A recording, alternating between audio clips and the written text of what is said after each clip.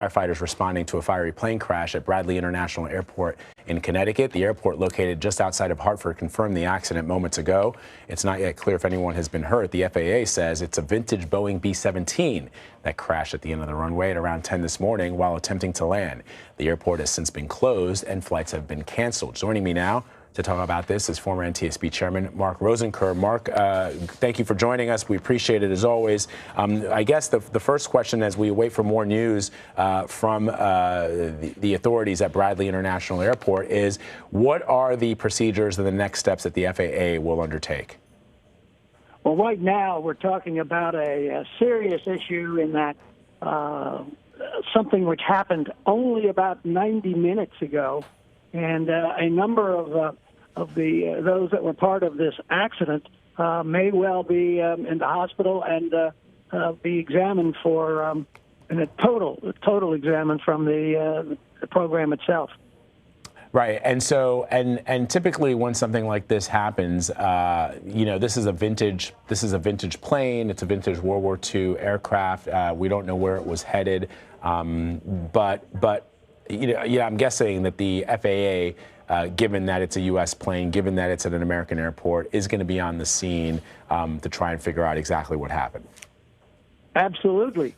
We're talking about an airplane that potentially, should it have had crew itself, we may have seen 8, 10, and then we may have had some additional riders themselves.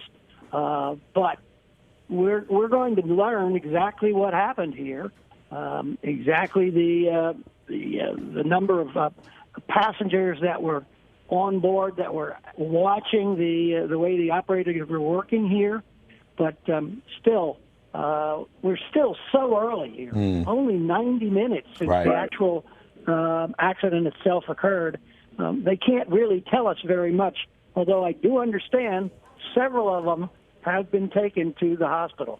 Let me ask you this, Mark. I know that you are an officer in the Air Force Reserves, and I'm curious, and maybe you know the answer to this. Generally, these old World War II era, these World War I era vintage aircraft, generally war aircraft, are they typically flown, for example, at air shows by Air Force and military pilots, or are they flown generally by civilian or a combination?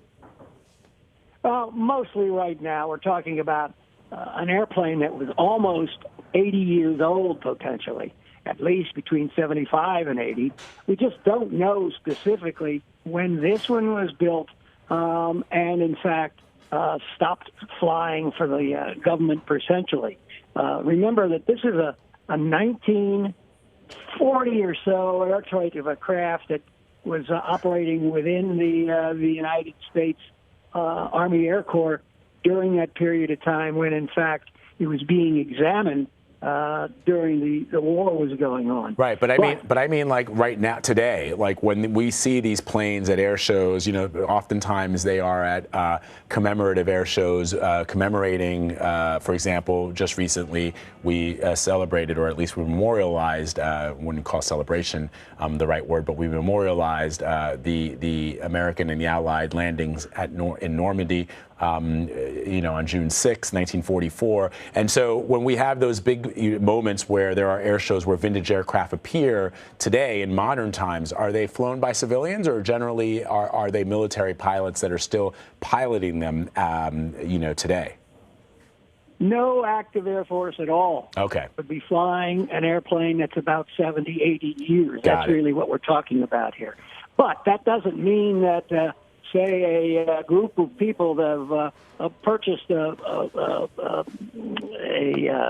aircraft like this and have bought it together as a group that are using them, but they're not official Air Force or U.S. government operators. Got it.